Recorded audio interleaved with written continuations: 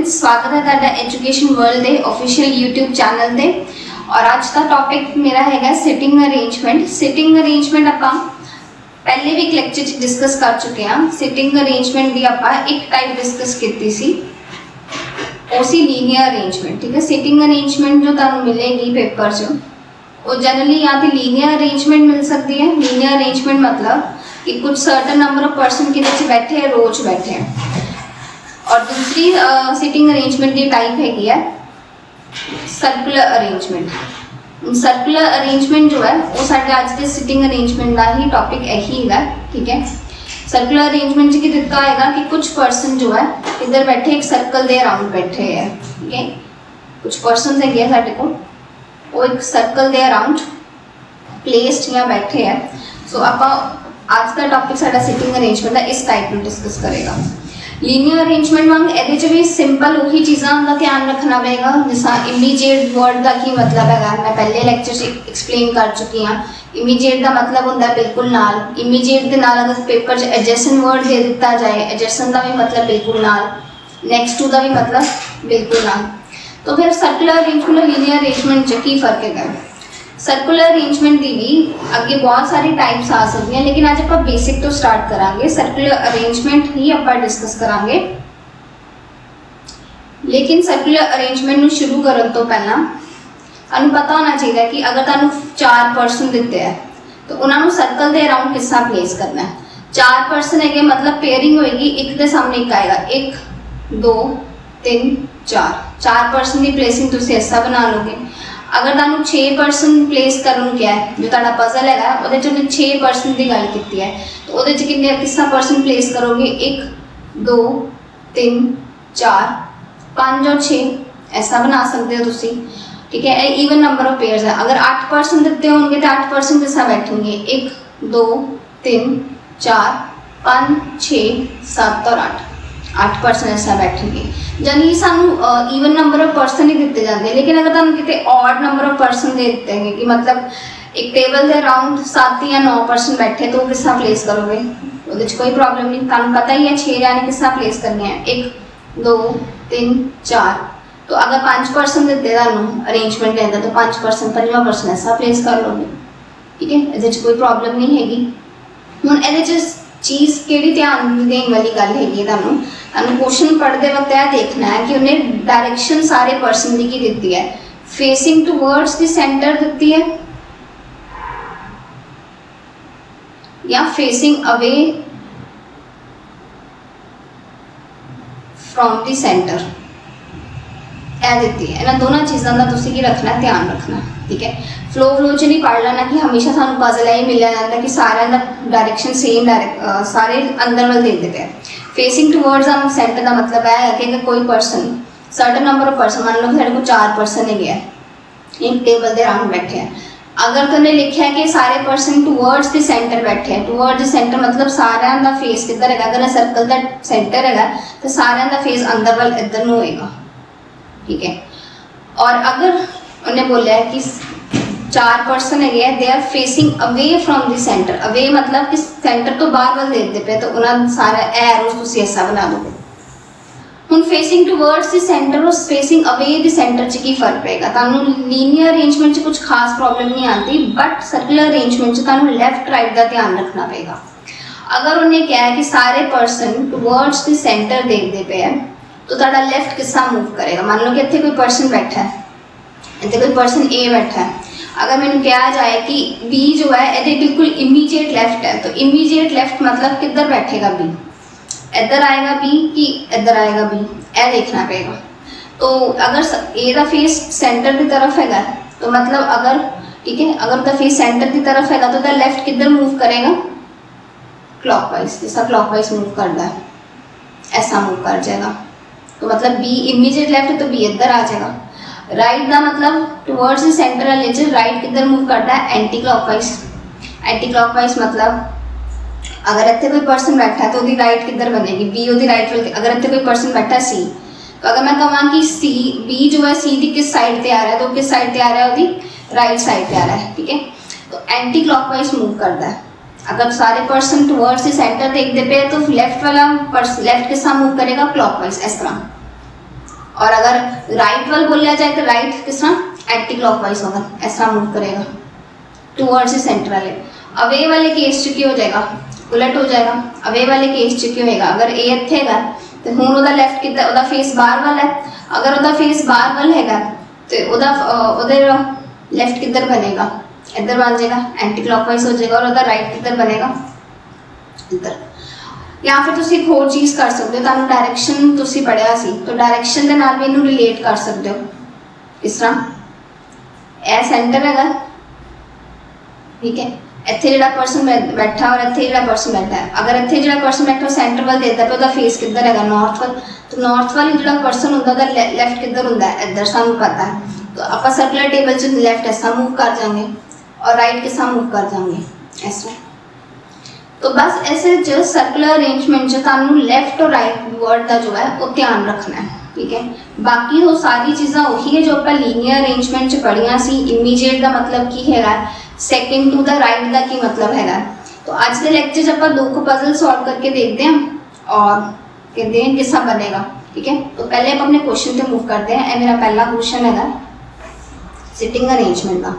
ਇਹਦੇ ਚ ਉਹਨੇ किन्ने परसन दिते है ਤੁਹਾਨੂੰ, A B C D E F G H and J। किन्ने परसन हो गए, H तक हो गए 8 और एक J हो गया 9। मतलब ਤੁਹਾਡੇ को किन्ने परसन की सिटिंग अरेंजमेंट बनेगी, 9 परसन की, ठीक है। इतने लिखा नहीं होंगे, कई बार लिखा होंगे कि 8 परसन है, बट इतने लिखा नहीं तो सानू काउंट करना पड़ेगा। 1 2 3 4 5 6 7 8 9 9 जाने तो 9 जाने किस तरह प्लेस करांगे, 1 2 3 4 5 6 7 8। तो 9वां परसन कितने भी प्लेस कर लो तुसी, मान लो इतने प्लेस कर लिया।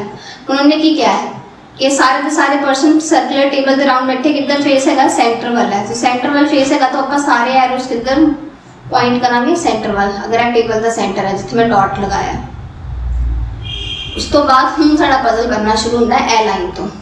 ए लाइन की कहती कि C is third to the left of A। C किधर बैठा है, जिधर भी A प्लेस्ड है। अगर मान लो A इत्थे प्लेस्ड है, तुसी कितों भी लैके बनाना शुरू कर सकते हो। जरूरी नहीं कि अगर मैं इत्थों शुरू किया तो तुसी भी इत्थों ही करोगे, कितों भी बनाना शुरू कर सकते हो। बट शर्त है कि वो प्लेसिंग सही करनी है, ठीक है।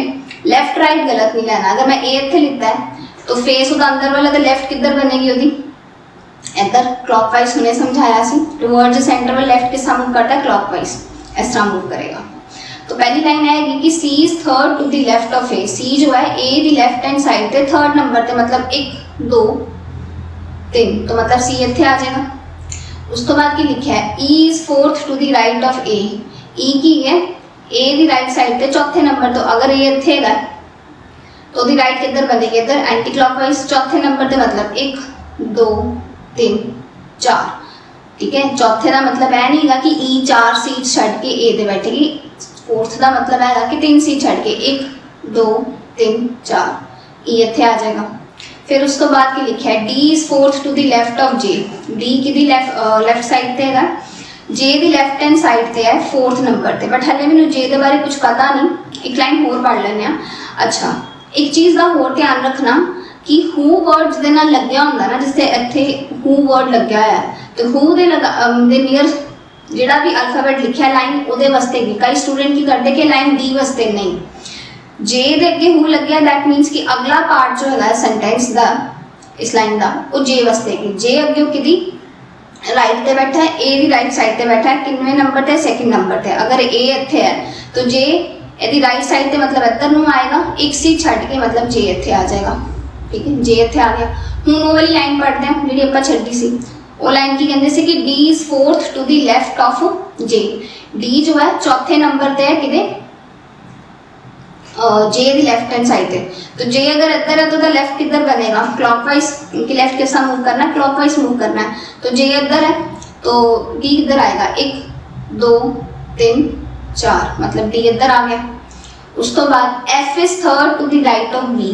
F किधर है, थर्ड है to the right of B। तो F और B किधर बैठ सकते हैं, ठीक है। F और B किधर बैठेंगे ये तुहानू सोचना पड़ेगा। F जो है third to the right of B, मतलब B कितने भी प्लेस है, एफ ਉਹਦੀ राइट साइड ਤੇ मतलब 2 सीट ਛੱਡ के इस तरह आएगा। तो 2 सीट का गैप कितने आ सकता है, ਇਹ जो 2 जगह है ਹੁਣ ਇੱਥੇ ਦੱਸੋ कि बी ਇੱਥੇ आएगा कि ਇੱਥੇ आएगा, ठीक है, क्योंकि बी के अकॉर्डिंग एफ में बैठना है। तो बी अगर मैं इतने प्लेस कर दी तो अगर मैं बी इतने प्लेस कर दी तो राइट इधर बन जाता है एंटी क्लॉकवाइज 1 2, इधर तो ऑलरेडी जे है तो मतलब इधर बी नहीं आएगा। फिर बी ਨੂੰ कितने प्लेस करिए, अगर इतने प्लेस कर दें तो वह राइट किधर बनेगा एंटी क्लॉकवाइज, मतलब इधर राइट इधर में बनेगा। और एफ किधर है वो राइट साइड से 3rd नंबर से, मतलब 1 2 3 इतने आ गया एफ। लास्ट लाइन च की बोलिया G is not an immediate neighbour of A, G किदा इमीडिएट नेबर नहीं गा ए का। तो ए दे 2 इमीडिएट का मतलब की होंदा बिल्कुल नाल, तो ए दे बिल्कुल नाल किहड़ी सीट्स खाली है, ए दे बिल्कुल नाल जो सीट्स खाली है सिर्फ इको, इधर तो एफ आ गया, इधर ए है, ए दे नाल वाली सीट खाली, बट उन्हें बोलिया जी का इमीडिएट नेबर नहीं गा, मतलब जी इत्थे नहीं आएगा, तो जी फिर कित्थे आ जाएगा, इत्थे आ जाएगा। सारे अल्फाबेट्स बैठ के इको पर्सन रह गया, इको पर्सन ऊपर केड़ा रह गया एच रह गया, और इको सीट रहेगी मतलब एच इधर आ जाएगा। तो यह बन गया तुहाडा अरेंजमेंट, ठीक है। तो यह तुहाडा सिटिंग अरेंजमेंट बन गया सर्कुलर का। तो बस लैफ्ट राइट का ध्यान रखना, बाकी बनाना ईजी है। हुण आपां इसी अरेंजमेंट के बेसिस पे जो क्वेश्चन सानूं नीचे 5 दिते हैं उन्होंने सॉल्व करना है। तो जो तुहाडा पहला क्वेश्चन है, पहला क्वेश्चन है कि एच की पोजीशन है विद रिस्पैक्ट टू ई, ई के अकॉर्डिंग है, ई के अकॉर्डिंग अगर ई इत्थे है तो एच की इधर वाली साइड पे देखिए, मतलब इधर होंदा है ई का राइट और इधर होंदा लेफ्ट। तो एच जो है वो लेफ्ट साइड पे कितने नंबर पे आ रहा है, 3rd नंबर पे आ रहा है, 3rd टू दी लेफ्ट 1 2 3, ठीक है। तो ए ऑप्शन च हैगा। दूजा ऑप्शन भी चेक कर लेने हैं, राइट साइड तो कितने नंबर पे आ रहा है 1 2 3 4 5 6, 6 टू दी 6th वाला हैगा, बट 6th वो राइट साइड तो आ रहा है ना कि लेफ्ट साइड तो। लेफ्ट साइड तो एच जो है ई दी,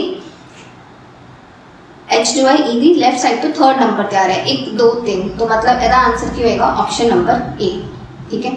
आंसर केयरफुली मैच करने हैं, कई बार बच्चे अरेंजमेंट बना लेते हैं बट आंसर मार्क करते वक्त गलती हो जाती है। दूसरा क्वेश्चन की है who is 3rd to the right of G, G की राइट हैंड साइड पे 3rd नंबर पे कौन है, अगर जी इत्थे है उसकी राइट किधर बनेगी, इधर एंटी क्लॉकवाइज, ठीक है। उसकी राइट साइड पे 3rd नंबर पे 1 2 3 कौन आया 3rd नंबर पे सी आया 1 2 3, तो सी तो है नहीं इत्थे ऑप्शन। तो डाटा इनएडिक्वेट गलत होंदा, डाटा इनएडिक्वेट का की मतलब है, डाटा इनएडिक्वेट का मतलब है कि जो तुहाडे कोल 2 आंसर्स हो, मेरे को एग्जैक्ट आंसर है सी बट वो ऑप्शन च नहीं गा, तो इसलिए आंसर तक ही मार्क करांगे नन ऑफ दिस, ठीक है।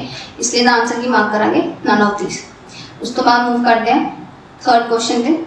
3rd क्वेश्चन की है who is 5th to the right of E, E the right side पे, ई दी राइट किधर बनेगी इधर एंटी क्लॉकवाइज, और राइट साइड पे 5वें नंबर पे कौन आ रहा है, मतलब 1 2 3 4 5, 5वें नंबर पे कौन आ रहा है ई दी राइट साइड पे ए, मतलब ए किस ऑप्शन च है डी ऑप्शन च, तो आंसर की बनेगा डी ऑप्शन।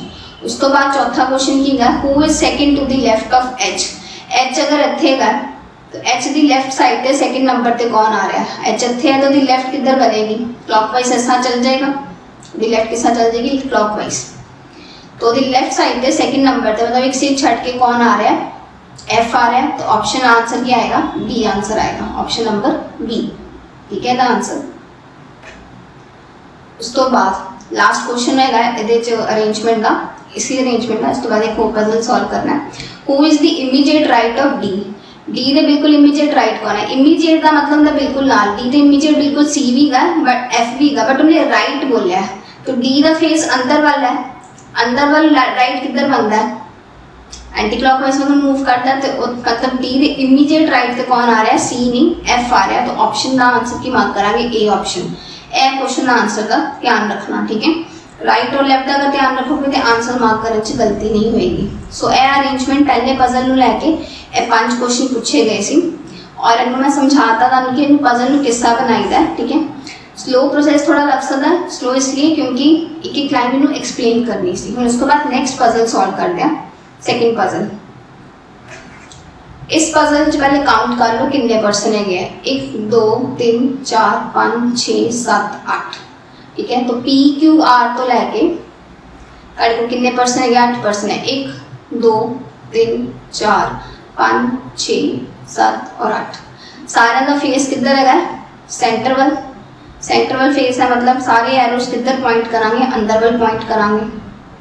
अंदर वाल पॉइंट करांगे तो मतलब है ध्यान रखना कि लेफ्ट किस मूव करेगा क्लॉकवाइज और राइट किस मूव करेगा एंटी क्लॉकवाइज। हूँ साड़ी लाइन शुरू होती है इत्थों, T is second to the right of R. T जो है कि राइट साइड ते है, आर दी राइट साइड ते सेकंड नंबर ते, मतलब अगर आर में इत्थे प्लेस करदा, ठीक है, तो टी किधर बोलते पे आर दी राइट साइड ते सेकंड नंबर ते, तो आर इधर है, आर दी राइट किधर बनेगी एंटी क्लॉकवाइज मूव करना मतलब इधर नूं, तो एक सी छड़ के कौन आ जाएगा, टी आ जाएगा, सेकंड का मतलब है।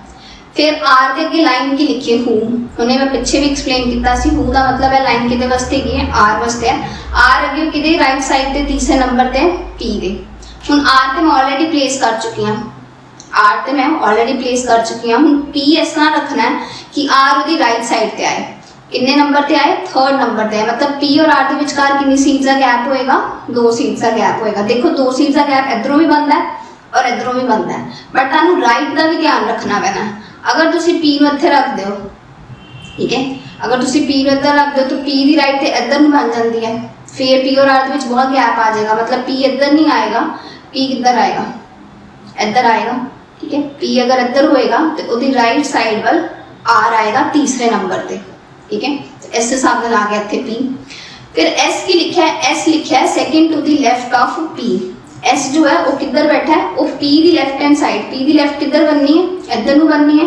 सेकंड नंबर का मतलब एक सी छड़ के एस इधर आ जाएगा।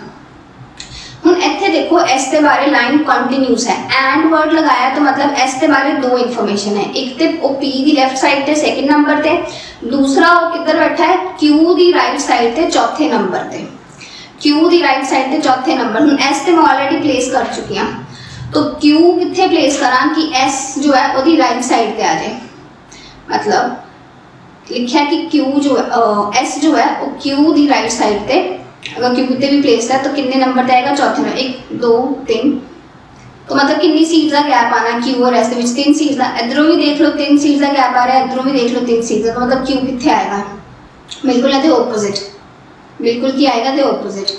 हम तुम काउंट कर सकते हो, राइट साइड मतलब क्यू दी इधर नूं बननी है एंटी क्लॉकवाइज, 1 2 3 4, एस ओदे क्यू दी राइट साइड ते चौथे नंबर ते आ रहा है।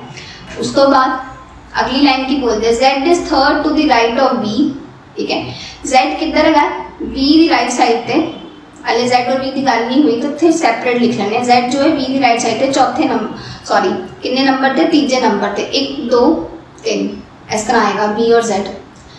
फिर अगे की लिखा है बी के नाल हू लिखा है, B who is not an immediate neighbour of P, B का इमीडिएट नेबर नहीं गा, पी का नहीं गा, तो पी के दोनों सीट्स हले खाली हैं, तो इत्थे क्रॉस लगा देने हैं कि इत्थे बी नहीं आएगा। तो अगर बी इत्थे नहीं आएगा तो बी कित्थे आएगा, फिर इत्थे ही आएगा, क्योंकि 3 सीट्स खाली रह गई हैं, एक है सीट खाली रह गई पी के नाल वाली 2 और एक आर और टी के विचकार है सीट खाली रह गई, तो बी ऑब्वियस इधर ही आएगा, ठीक है। सो हुण ये जी लाइन लगी है कि वी जिथे भी बैठा है जेड उसकी राइट साइड ते आना है, कितने नंबर ते, तीजे नंबर ते। हुण तुसीं खुद दसो कि जेड इधर आएगा कि जेड इधर आएगा, वी इत्थे प्लेस कर लिया, डायरेक्शन तुसीं देख ली है, डायरेक्शन अगर मैं देखा तो राइट वाल बोले, उन्होंने की बोला जेड जो है वी की राइट साइड पे है, राइट का मतलब एंटी क्लॉकवाइज मूव करेगा, तो एंटी क्लॉकवाइज किधर मूव करेगा, इधर नूं, ठीक है, जिधर मेरा पॉइंटर मूव करता है, तो 1 2 3, तो जेड इधर आ जाएगा, जेड कितने आ जाएगा, इतने प्लेस हो जाएगा।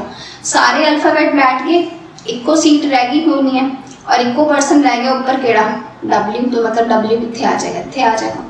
तो यह अरेंजमेंट बन गया था, ठीक है। अरेंजमेंट बनाते वक्त जो लाइन्स है वो छोटे छोटे वर्ड्स जो है उन्होंने ध्यान देना, जल्दबाजी से बनाने से गलती ना कर देना। हम सारा अरेंजमेंट बन गया, ठीक है। हुण इनू जरा क्वेश्चन सॉल्व करके देख लें, या आप पहले देख लें, सारे अपनी जगह बैठे हैं। पहली लाइन कहती सी T second to the right of R, T जो है आर दी राइट साइड पे सेकंड नंबर पे, आर जो है वो पी दी राइट साइड पे तीजे नंबर पे, 1 2 3 बिल्कुल सही। एस जो है second to the left of P, S जो है पी दी लेफ्ट साइड पे सेकंड नंबर पे, and fourth to the right of Q, Q the right side पे चौथे नंबर पे आ रहा है, तो हाँ 1 2 3 4। फिर लिखा Z is third to the right of V, V अगर इधर है तो जेड दी राइट साइड पे तीजे नंबर पे आ रहा है, 1 2 3 बिल्कुल सही। वी जो है इमीडिएट लेबर किदा नहीं हैगा, पी का नहीं हैगा, बिल्कुल सही है। हुण इहदे बेसिस ते पहला क्वेश्चन की है मेरा, in which of the following combination is the first person sitting between second and third person. Question को ध्यान नाल समझना। साडा पहला पेयर दिता है VTS, ठीक है, और इहदे नाल दूसरे दो अक्षर किहड़े दिते हैं T और S। उन्हें कहा कि किहड़ा कॉम्बिनेशन है जिहदे च जिहड़ा पहला वाला पर्सन हैगा वो दूसरे और तीसरे पर्सन के विचकार बैठा है। मतलब तुम उसी अरेंजमेंट से देखो, क्या V जो है T और S के विचकार बैठा है? नहीं, V जो है T और S के बिल्कुल T के नाल है बट इन्हां दोनों के विचकार नहीं है, तो मतलब है मेरा आंसर नहीं हैगा। दूसरा पेयर की दिता है T और ZS, तो पहले देखो Z और S के विचकार T आ रहा है? नहीं। क्वेश्चन है कि दूसरे और तीसरे पर्सन के विचकार पहला पर्सन बैठा होना चाहिए। तीसरा ऑप्शन है Q, R एंड V, ठीक है, तो Q जो है R और V Q जो है R और V के विचकार बैठा है? नहीं। उन्होंने कैसे पहला पर्सन है बाकी दोनों के विचकार बैठा होना चाहिए, नहीं। Q इधर है और R V इधर है, तो मतलब है भी आंसर नहीं होया। फिर मेरा आंसर चेक करते हैं, P जो है W और Q के विचकार प्लेस्ड है? नहीं, P जो है W और Q के विचकार भी नहीं है। उन्होंने बोला ऐसे first person sitting between the second and third person. Obvious है मेरा आंसर हुन E बनेगा, बट चेक कर लेने हैं। V इत्थे पहला पर्सन है और R और T सेकंड एंड थर्ड है, तो अरेंजमेंट देखो R और T के विचकार V आ रहा है, दैट मींस कि मेरा आंसर की होएगा दा, इसका आंसर होएगा मेरा लास्ट ऑप्शन, ठीक है। सो ये मेरा लास्ट ऑप्शन है, दा आंसर होएगा। सेकंड क्वेश्चन पे मूव कर दें। सेकंड क्वेश्चन की गल, who is second to the right of T? T दी राइट हैंड साइड पे सेकंड नंबर पे कौन है? T दी राइट किधर बनेगी, खुद दसो। R आएगा और राइट साइड पे सेकंड नंबर पे कि Z आएगा, क्योंकि दोनों ही ऑप्शन चाहिए। राइट लेफ्ट का अगर ध्यान नहीं रखा तो पजल बनाने का कोई फायदा नहीं है। T इधर है तो ओदे राइट किधर बननी है, एंटी क्लॉकवाइज मूव करनी है, तो दी राइट साइड पे सेकंड नंबर पे मतलब एक सी छड़ के कौन आ रहा है? Z। तो इसका आंसर क्या आएगा? Option number B। नेक्स्ट है third question, what is the position of P with respect to S? P की पोजीशन है S के अकॉर्डिंग। हम देखो सर्कुलर अरेंजमेंट से ਤੁਹਾਨੂੰ दोनों डायरेक्शन से देखना पड़ेगा। एक बारी S दी राइट तो भी देखना पड़ेगा, ठीक है। अगर मैं एक बारी S दी राइट तो देखा तो P जो है सेकंड टू द राइट आ रहा है, second to the right of what is P's position with respect second to the right of S। मैं अगर सेकंड टू द राइट वाला ऑप्शन है ही नहीं है तो फिर S दी लेफ्ट वाल देखो, S दी लेफ्ट किधर बनेगी? क्लॉकवाइज इधर नु, तो कितना गैप आ रहा है? 1 2 3 4 5 6 6 टू द लेफ्ट। P जो है S दी लेफ्ट हैंड साइड पे 6वें नंबर पे है, तो मतलब यह कॉम्बिनेशन में किदे च मिला? ऑप्शन नंबर D पे, तो इसका आंसर क्या आएगा मेरा? D ऑप्शन, ठीक है। उस तो बाद हम मूव करते हैं लास्ट 2 क्वेश्चन रह गए इसी अरेंजमेंट में लेके। Who is to the immediate left of Z? Z दे बिल्कुल इमीडिएट लेफ्ट ते कौन है? तो Z इत्थे है, इमीडिएट का मतलब वो बिल्कुल नाल, बट उन्हें यह नहीं बोला कि बिल्कुल नाल कोई भी, बिल्कुल नाल तो दो जाने ही है P और S, बट उन्हें बोला लेफ्ट। तो Z अगर इत्थे तो लेफ्ट किधर बनेगी? क्लॉकवाइज, मतलब इधर नु ऐसा क्लॉकवाइज मूव करते हैं, तो इमीडिएट लेफ्ट कौन आ रहा है? S आ रहा है, मतलब इसका आंसर क्या आएगा? Option number C। Next fifth question है, who is second to the right of W? W अगर इत्थे है तो W दी राइट हैंड साइड पे सेकंड नंबर पे कौन आ रहा है, ठीक है। तुसी भी आंसर टाइप करके दसो, W दी राइट साइड पे सेकंड नंबर पे कौन आएगा? एक सी छड़ के Q, ठीक है। राइट होती इधर एंटी क्लॉकवाइज मूव बन रही है, तो मतलब एक सी छड़ के कौन आ रहा है? R आ रहा है, और एक किस ऑप्शन च मिलता है? Option number A। तो जो तुम सिटिंग अरेंजमेंट पेपर च मिल सकती है वो कम से कम भी 5 मार्क्स की आएगी। आज की टाइप च मैं सिर्फ फेसिंग टूवर्ड्स सेंटर ही डिस्कस किया है, एक बेसिक हैगा सी, तो बेसिक तो पहले शुरुआत करनी चाहिए, ठीक है। सो आई होप तुहानू यह लेक्चर समझ आया है। सिटिंग अरेंजमेंट की आप 2 टाइप्स डिस्कस कर लिए, लीनियर अरेंजमेंट ते सर्कुलर अरेंजमेंट, और इस बेसिस पे आप पजल्स भी सॉल्व किए और किस तरह के आंसर भी मार्क करने। तो इत्थे ही मैं अपना लेक्चर कनक्लूड करती हूँ, बट कनक्लूड करने तो पहले ही कहांगी अगर लेक्चर तुहानू पसंद आया है तो प्लीज़ EW ते एजुकेशन वर्ल्ड के ऑफिशियल यूट्यूब चैनल में सब्सक्राइब करना ना भूलना, and please do like share and comment the video. Thank you for watching.